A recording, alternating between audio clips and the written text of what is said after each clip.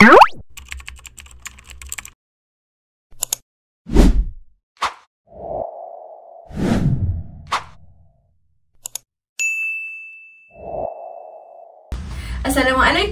ahlan wa sahlan wa marhaban bik ila Peribahasa Time. Jadi korang, untuk episod pertama hari ini, cuba tengok peribahasa apa yang kita akan bincangkan dan kita akan terangkan.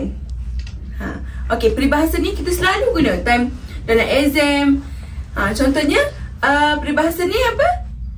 Melentur buluh biarlah lari rebungnya. Siapa je tak tahu yang maksud dia apa kan? Sebab apa? Daripada kecil kita belajar untuk buat karangan, kita mestilah mendidik anak-anak daripada kecil. Sebab kata pepatah, melentur buluh biarlah dari rebungnya. Okey, jadi maksudnya kat sini guys, kepentingan peribahasa ni sangat penting. Sebab apa? Kepentingan pendidikan awal. Contohnya, ibu bapa mesti mendidik anak-anak dari kecil. Contohnya, jangan buang sampah merata-rata. Nampak benda kecil kan? Contohnya plastik gula-gula. Kita cakap dengan anak kita, jangan buang sampah dalam tong sampah. Okey. Begitu juga dengan bahasa Arab. Okey.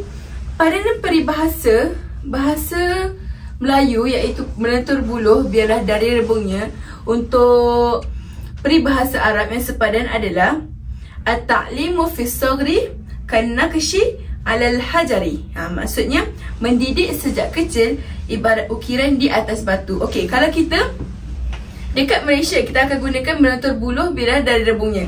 Sebab apa? Sebab kita ada buluh.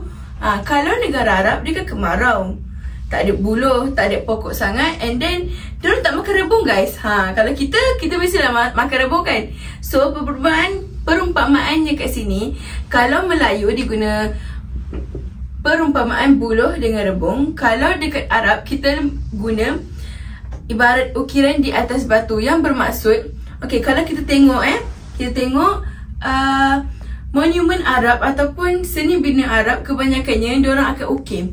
Jadi ibaratnya kat sini, orang Arab akan ukir sikit-sikit, ukir sikit-sikit, barulah jadi cantik.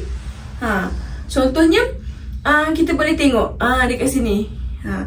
Orang Arab dia akan ukir sikit demi sikit, sikit demi sikit. Ibaratnya orang Arab nak cakap mendidik anak ni, sikit-sikit, janji daripada kecil dah dididik. Walaupun sikit-sikit, lama-lama dia akan jadi cantik juga akhlak dia. Ibarat ukiran tadi, bila kita ukir dia sikit-sikit, tapi hari demi hari ukiran tu akan jadi cantik. Betul tak korang? Okey, jadi sampai di situ sahaja episod kali ini. Korang mesti nantikan episod seterusnya. Ila liqa.